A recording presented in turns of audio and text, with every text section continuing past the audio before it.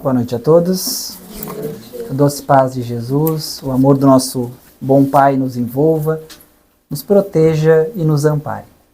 Sempre muito bom vir pela primeira vez a uma casa onde a gente se sente tão acolhido, né? Tão amparado por esses seres encarnados, mas também por essa espiritualidade maior que está aí dando todo o suporte para que o trabalho aconteça. Então a Uri ela nos propõe esse mês trabalhar o tema sobre conflitos familiares. Eu quero começar com uma frase de um teólogo, de um escritor chamado G.K. Chesterton. Ele vai dizer assim, o que há de mais extraordinário no mundo é um homem comum, uma mulher comum e seus filhos comuns. Primeira vez que eu ouvi essa frase, ela me causou uma certa estranheza. Como assim? O que ele está querendo dizer com isso, né? E aí a gente começa a aprofundar acerca dessa temática. E aí, apesar de Chesterton ser católico, ele não tinha a compreensão que a doutrina espírita nos traz sobre a temática da família, o quanto realmente há uma preparação por parte dessa espiritualidade, por anos, quiçá séculos, preparando a família que estamos inseridos. Não é um processo simples, fácil. É um processo que demanda muito investimento por parte dessa espiritualidade maior. Então, Chesterton nos traz que através dessa convivência, que a primeiro momento parece comum, habita sim o extraordinário. Por trás de toda a família comum, habita um amor incomum. Uma misericórdia infinita. É esse amor que nos une. E muitas vezes não temos a capacidade, o discernimento de identificar esse extraordinário acontecendo diariamente na nossa vida.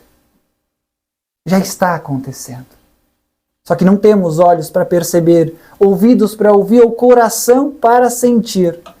Porque ainda ficamos presos às problemáticas, às dificuldades, às adversidades de toda e qualquer vida. Porque são justamente essas adversidades que nos convocam ao crescimento.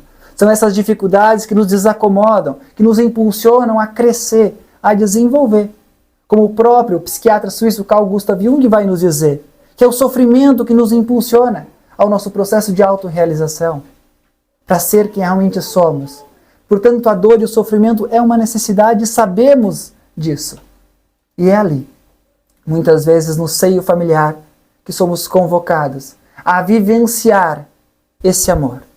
Os ensinamentos de Jesus, a vivenciar essa doutrina espírita que tanto nos conforta, que tanto nos consola, que tanto amplia a nossa consciência. É ali o nosso maior compromisso, a nossa maior responsabilidade. Por isso que certa vez Jesus vai dizer a um homem que ele havia curado, esse homem querendo largar tudo para seguir Jesus, e o mestre diz, não, vai e volta para junto dos teus, e diga quão grandes coisas o Senhor vos fez. Pois certa vez Jesus também falou a Joana, à época casada com Cusa, um funcionário de Herodes, esta passando por tribulações no lar, dificuldades, um marido difícil, e ela vai ao encontro com Jesus. E Jesus, naquele encontro, retira daquele coração toda dor, toda angústia, fazendo ela acreditar em si mesma, no reino divino que ela carregava dentro de si, que ela não tinha noção.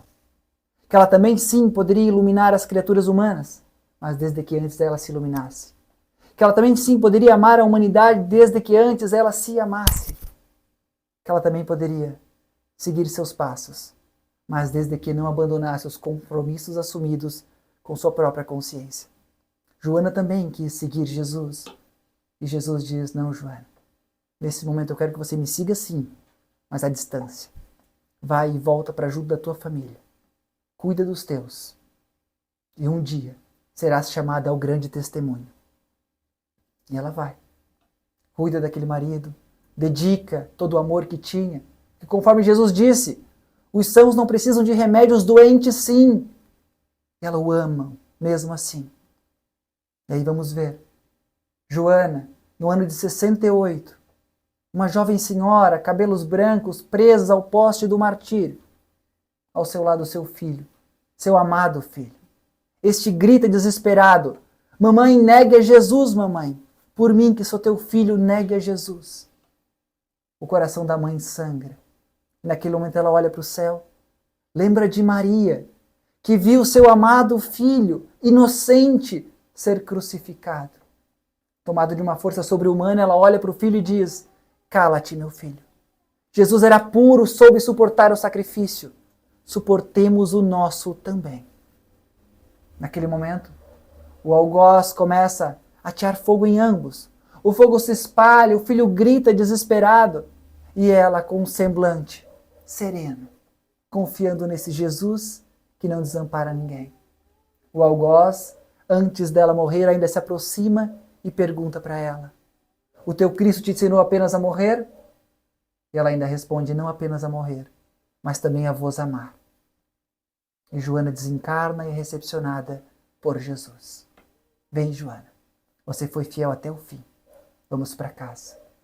Portanto, o convite de Jesus nesse momento é que possamos ser fiéis ao seu evangelho, a começar com o próximo mais próximo, dentro da nossa casa. Porque ser espírita dentro de uma casa espírita é muito fácil, é muito cômodo, é muito confortável. O trabalho é muito simplificado, um ambiente totalmente preparado por essa espiritualidade. Mas o desafio é lá fora. É levar esse evangelho do Cristo para junto dos nossos. É esse o convite que Jesus nos faz, para que a gente possa ser os seus mensageiros, levando o seu evangelho para junto daqueles que estão conosco, principalmente para aqueles mais difíceis. Porque sabemos que não existe o acaso. Sabemos se estamos diante de um filho problema, temos algo a ver com isso. Um pai difícil, uma mãe complexa, as relações não acontecem em vão. Estamos ali justamente para ressignificar esses laços difíceis e transformá-los em laços de amor genuíno. E aí sim vamos indo de encontro a esse Jesus que nos chama diariamente, frequentemente, sempre. Ele confia no trabalho de cada um, ele investe todo o seu amor em nós, porque é assim. E que possamos nos conectar com esse mestre que nos chama, nos conectar com esse mestre que está sempre ali, disposto, sempre ali, conosco, todos os dias de nossa vida, principalmente nos momentos mais difíceis, naquelas horas onde o nosso coração sangra, naquelas horas onde os conflitos se intensificam, onde as dores se agigantam. São nessas horas que precisamos mostrar o tamanho da nossa fé, o tamanho da nossa relação, da nossa intimidade com esse mestre que nos ama profundamente. Nada é por acaso. Sabemos disso. Estamos onde precisamos, onde necessitamos. Às vezes ficamos na ilusão de comparar a nossa vida com a vida alheia. E aí o advento das redes sociais explodiu isso. Às vezes ficamos ali, matando tempo, matando vida, rolando o Instagram, olhando vidas alheias, acreditando muitas vezes que aquilo que estamos vendo ali seja a genuína verdade. Quanto engano! Salvo algumas exceções, muitas vezes o que vimos ali é um recorte de alguns momentos felizes, mas não temos a capacidade de entender o todo, o filme completo, nos falta muitas partes. E aquela pessoa que muitas vezes compartilha obsessivamente, compulsivamente, só mostra uma lacuna emocional, uma falta, uma forma de compensar muitas vezes a falta dessa tão buscada, tão almejada felicidade. E a gente fica se comparando com vidas irreais, anulando, invalidando os presentes, as bênçãos que Deus nos dá. Porque são bênçãos, são oportunidades de crescimento, de desenvolvimento, de amadurecimento. E que não temos a capacidade de enxergar, de identificar, de perceber. Quando vamos perceber? Vamos esperar a vida acontecer? Vamos esperar a vida passar?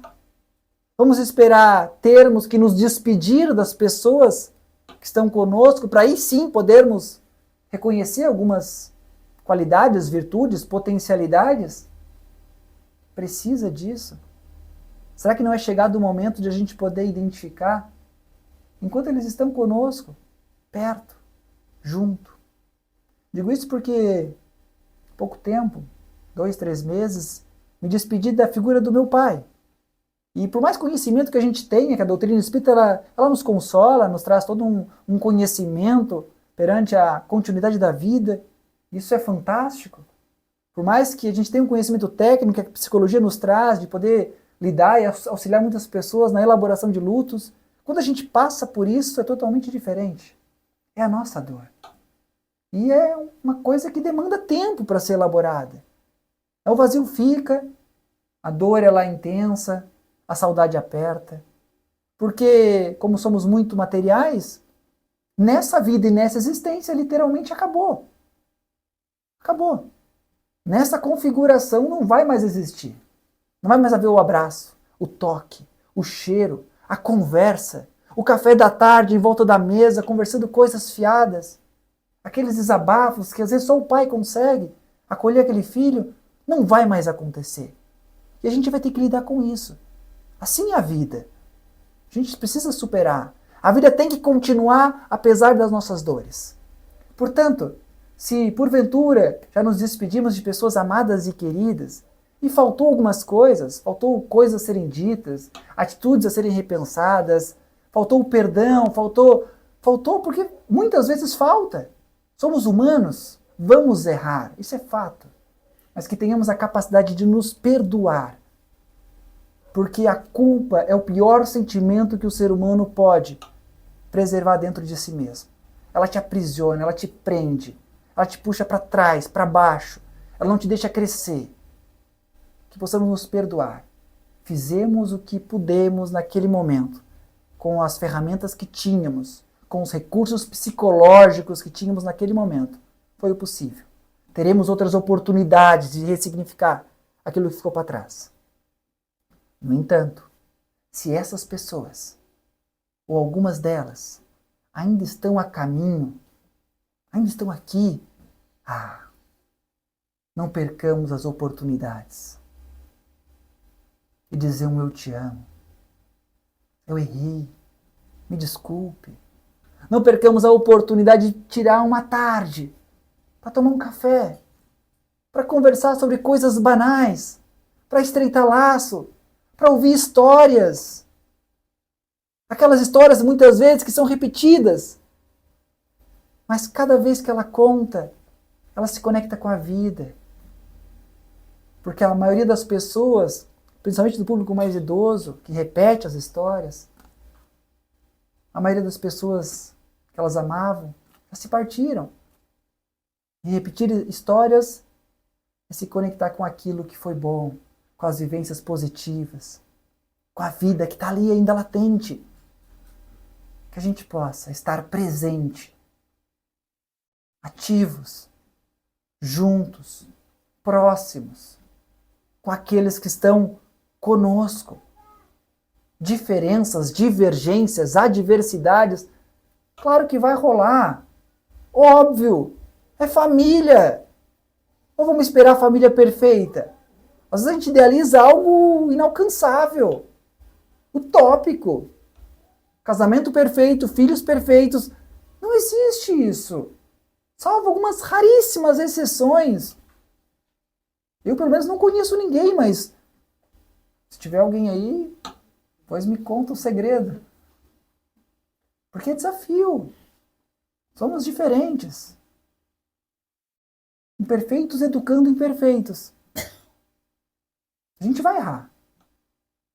Ser pai e ser mãe, a gente vai errar. Ser filhos, vamos errar. Mas o importante é que o saldo seja positivo. Que a gente acerte mais do que é. Estou com uma filha adolescente lá em casa agora. Pré-adolescente, ainda estou me acostumando com a ideia. Está com 12, está querendo ser adolescente. Até ontem estava brincando comigo. Do nada já não quer mais saber de mim. Fica ouvindo música coreana que eu nunca vi. Ela fica brava comigo, não é xenofobia, né? Mas eu não consigo identificar, para mim são todos iguais. E ela é apaixonada por um deles. Fui trocado. E é difícil para um pai, porque a gente é apegado, pai de menina. Mas isso é um processo natural. Natural, adolescência. Eles precisam se afastar dos pais, se conectam com os grupos, para que eles possam descobrir quem eles são. Daqui a pouco volta de novo. A gente se reconecta de outras formas. A gente vê que uma educação foi bem feita quando esse filho não precisa dos pais. Quase nada. Aí sim o trabalho foi bem feito. Porque a gente vai indo para trás da fila mesmo, num processo natural. A gente vai ter que lidar com isso. Essa é a vida. O mundo não gira em torno de nós. Que a gente possa viver a nossa história, sem querer controlar tudo e todos. Sem querer impor a nossa vontade a ferro e fogo, a força, na marra. Que isso? Violência, agressividade, briga, grito. É campo fértil para processos obsessivos, a gente sabe disso. Até quando a gente vai se tornar escravo das nossas emoções? Não ter a capacidade de controlar um momento de ira, de raiva? Na hora da raiva, o nosso desafio é buscar o silêncio. É um pico, ela vai e ela passa. Tudo que eu fizer no momento do pico da raiva vai ser agressivo, violento, autoritário, impulsivo. Vai gerar consequências, vai machucar, vai ferir. Se eu tiver a capacidade de esperar, passado alguns minutos, a comunicação é outra, a conversa é outra, a atitude será outra. Evitarei danos. Agora, se eu agir no momento da raiva, pode ser que sejam consequências que duram uma vida inteira. Foi assim com um homem. Esse homem chamava-se João. João, ele tinha como profissão caminhoneiro. Carregava o Brasil nas costas. Ia de norte a sul. Não teve estudo. Foi a oportunidade que ele teve. Um herói sem valor. Literalmente. Mas ele amava o que fazia. E depois de muitos anos na profissão, ele conseguiu comprar o seu caminhão. Sonho realizado. E ele, com aquele sonho conquistado, retorna para casa para mostrar para sua família, porque nada melhor do que dividir as conquistas com aqueles que mais amamos. Chegando em casa, a família o espera, o recepciona com aquele abraço, mesa farta, todos reunidos ali. Momentos de muita interação, de muita alegria, de muita troca. Passado um tempo, todos ouviram um barulho. Era como se fosse batidas. João olha pela janela. Seu filho Anthony, apenas 4 anos, pequenino, estava com um martelo nas mãos, martelando a lataria do caminhão. Quando João viu aquilo, ele foi tomado pela raiva. Ele não conseguiu raciocinar, ele não conseguiu pensar. Ele correu em direção à criança. Arranca o martelo da mão do filho. E num ato impensado, ele começa a martelar a mão da criança. E ele martela com toda a força, com toda a raiva. A criança grita desesperado. O sangue jorra. A mãe tenta trazer João a si, mas ele não escuta. E quando ele consegue ter um momento de lucidez, perceber o que estava fazendo, ele para imediatamente. Busca um pano desesperado, enrola a mão da criança na tentativa em vão de tentar estancar aquele sangue e corre, desesperados, como ao hospital. Chegando lá, a criança é encaminhada imediatamente à sala de cirurgia. E ele fica ali, na antessala, angustiado, culpado pelo ato impensado daquele momento. Passadas horas, a cirurgia se encerra, o médico vem trazer notícias e ele diz: a cirurgia foi um sucesso. O menino é forte, é corajoso, se saiu super bem. Mas, infelizmente, não conseguimos salvar os dedinhos da criança. Todos foram amputados. O pai cai de joelhos no chão. Chora. Chora as lágrimas de uma vida inteira. As dores que ele carregava dentro de si. A culpa o consome. A esposa o acolhe, ajuda a se levantar, traz uma água e o médico conclui: o menino está liberado, já está no quarto, esperando visitas. João se acalma e junto com a esposa ele vai até o quarto.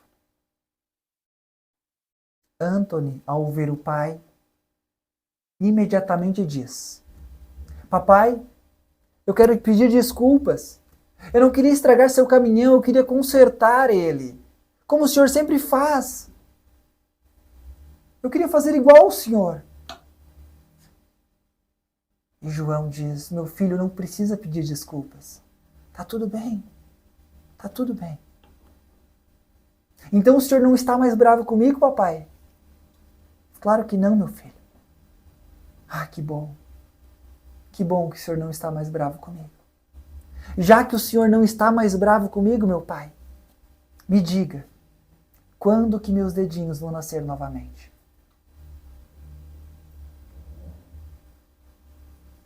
Quantas vezes arrancamos os dedos das pessoas que mais amamos? Palavras duras, que machucam, que dilaceram. Quantas vezes arrancamos os corações daqueles que deveríamos cuidar, zelar, proteger, amparar? Quantas vezes, um momento de raiva, um instante, nos deixamos tomar por essa força e despejamos toda a agressividade, toda a violência que está dentro de nós, justamente naqueles que mais amamos. Quantas vezes descontamos as frustrações, seja do nosso trabalho, seja do nosso cotidiano, seja da nossa vida, aquilo que não aconteceu segundo a nossa vontade, e descontamos no nosso companheiro de jornada, na nossa companheira de vida, naquele filho, naquela filha, naquele pai, naquela mãe, aqueles que estão conosco. Até quando a gente vai fazer isso? Até quando a gente vai ficar arrancando dedos, corações, bons sentimentos, energia positiva e transformar em caos, em desastre psicológico? Até quando? Que tenhamos essa consciência. Na hora da raiva, o silêncio é a melhor resposta. O mais inteligente nessas horas não é o que fala, mas é o que cala.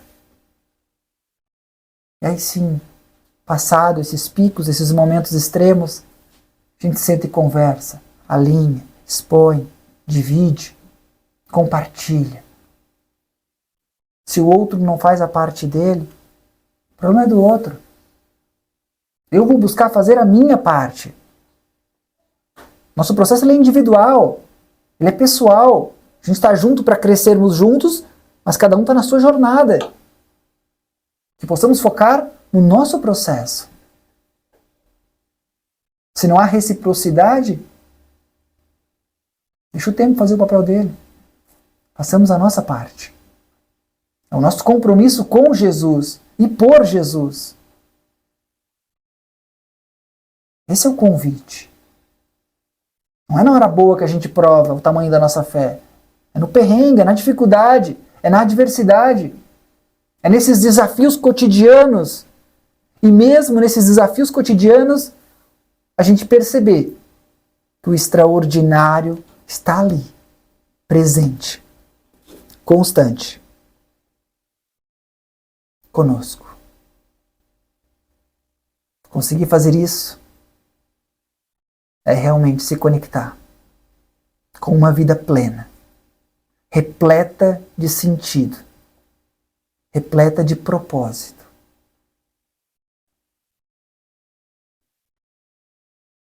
É um desafio. Mas a vida é feita de desafios. Estamos aqui para crescermos, todos juntos, de mãos dadas, enquanto família, corporal, enquanto família, espiritual. Não cai uma fruta do pé que não é da vontade de Deus. Se hoje estamos enfrentando problemáticas difíceis, certamente nossos ombros são fortes para carregar esses fardos. Confiemos. Jesus está conosco. E com Jesus somos imbatíveis. Com Jesus somos fortes. É com Ele que estamos. Então não importa o tamanho do problema. Importa sim irmos de encontro a esse Mestre amado, que nos chama, que nos convoca a trabalhar, a servir, a se doar. Apesar dos problemas, apesar das dores, apesar dos vazios, apesar das angústias, Ele nos chama. Porque é justamente o trabalho no bem que vai nos contribuir, que vai preencher muitas lacunas que ainda estão presentes em nós. Muitas dores que muitas vezes não são aliviadas por medicamentos. Mas pode ser que com o trabalho no bem, certamente, serão amenizadas. Porque Jesus cura, Jesus ampara, Jesus alivia. Jamais devemos abandonar os tratamentos medicamentosos, psiquiátricos, psicológicos, mas a gente sabe que o trabalho no bem é ferramenta. Estudos comprovam. Atividades solidárias são recursos que auxiliam quando o assunto é depressão, ansiedade, pânico, transtornos diversos. Em um mundo tão doente, onde o suicídio está aí como uma nova pandemia, que a gente possa fazer a nossa parte. Que a gente possa estar atentos. Atentos. Porque pode estar acontecendo do nosso lado. E às vezes a gente não consegue enxergar. Não consegue identificar. Às vezes o quarto, hoje em dia, já não é mais um lugar seguro. É mais fácil perder um filho dentro do quarto do que às vezes numa rua, numa cidade violenta. Porque o suicídio é uma nova pandemia. É de crianças a idosos. É caótico. Automutilação, infelizmente, é algo comum entre crianças e jovens. Há um desespero. Há uma falta. Falta de espiritualidade, falta de família, falta de pertencimento, falta de presença, falta de olhar humano. Porque a gente vai negligenciando esses papéis. A gente vai terceirizando o papel, muitas vezes, de pai, de mãe. Eu me importo muitas vezes com os outros, mas às vezes dentro de casa eu não consigo identificar. E está ali. E às vezes um abraço salva uma vida. Uma conversa, um olhar, um momento. Empatia. Esse é o convite de Jesus. Se importar com a dor do outro. Estar presente. Falta isso nas pessoas. Nesse momento o egoísmo ainda impera. Mas estamos sendo chamados a levar esse Jesus a esses corações. Porque é através desse trabalho que vamos indo de encontro a Jesus. Porque Ele mesmo nos diz: quem me busca em serviço, mais cedo me encontra. Então é trabalhando, é servindo, é doando, é ajudando que a gente vai aliviando as nossas dores e caminhando para esse encontro com Jesus. Agradeço imensamente a oportunidade e que a paz, essa paz de Jesus, permaneça com todos. Que assim seja.